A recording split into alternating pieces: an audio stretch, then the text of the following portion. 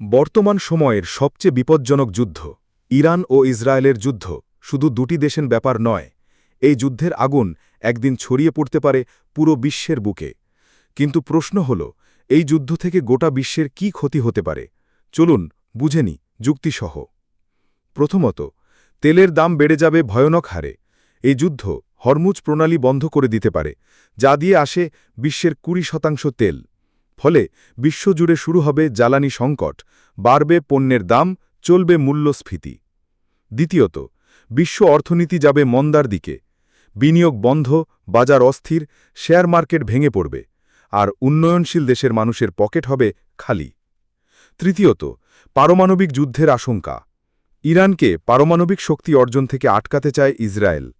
যদি বড় দেশগুলো জড়িয়ে পড়ে, তাহলে শুরু হতে পারে তৃতীয় বিশ্বযুদ্ধ। চতুর্থত, বিশ্ব শান্তির ভয়াবহ বিপর্যয়। ধর্মীয় বিদ্বেষ ছড়িয়ে পড়বে পৃথিবীর নানা প্রান্তে। জঙ্গিবাদ ও রাজনৈতিক অস্থিরতা তৈরি হবে বহু দেশে। পঞ্চমত, শরণার্থী সংকট ও মানবিক বিপর্যয়। লাখো মানুষ ঘরছাড়া হবে। ইউরোপ, এশিয়া ও মধ্যপ্রাচ্যে নতুন সংকট দেখা দেবে। এবং অবশেষে পৃথিবী ধ্বংস হবে যুদ্ধের ধোঁয়ায়। বোমা, আগুন, কার্বন নির্গমন সব মিলিয়ে জলবায়ু পরিবর্তন হবে আরও ভয়াবহ।